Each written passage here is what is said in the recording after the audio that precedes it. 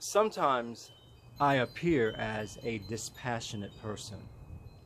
Now, if you only read my writings, you'd think this guy's full of love, full of light all the time. But if the truth be told, I can sometimes appear distant because I've learned over time to guard my heart.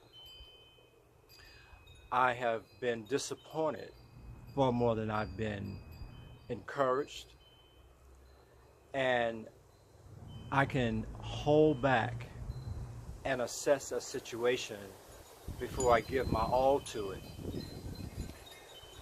And that's an admirable quality to have, but it can sometimes be very isolating. My confession today is this: I've sacrificed a lot to continue moving forward, because moving forward was everything to me. It is everything to me. But all too often in this life, just when we make our biggest inroads to taking that next right step, our past has a way of catching up to us. It shows up in old friends and people who just found us on Facebook, or it shows up in ways that is something that we didn't resolve, that now we have to go back there and deal with. And if you're not careful in dealing with some of those unfinished business, some of that unfinished business, you can stay there and not move forward. It's a little suspect that when you're nearest your greatest achievement, it seems the universe tests to see if you are ready for that achievement. And the test can sometimes show up in things that totally take your time and attention away from your own course in pursuit of or help toward another. Pay attention to that. We want the things we want, and sometimes we're our own worst enemies in achieving those things, because we get so easily distracted by duty, by tradition, by obligation. I have foregone going to things that I needed to go to or should have gone to and participated in, because I saw that for myself as not the next right step.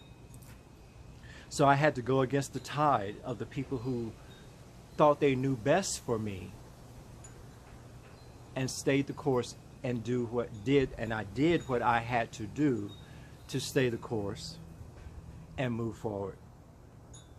This has been a difficult one to talk about, as you can hear in my voice, because it's hurtful to disappoint someone else.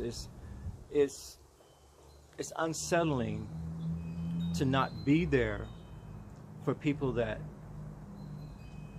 would have possibly been there for you. But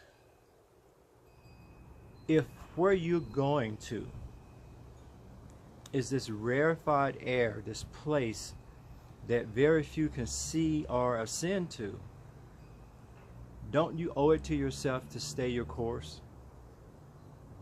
I mean, after all, we're just passing through this world. All these things we call our own, all these things we hold on to and take possession of, even people, they are not ours to hold on to. If we truly are spirits having a unique earthly experience, don't you have to be more obedient to your spirit than to your flesh? That describes me in a nutshell. I'm not dispassionate. I'm not as sentimental about these things as perhaps I should be. But I can't be, because that's just not who I am. I'm headed someplace that I can't necessarily articulate, but I see it and I'm moving forward.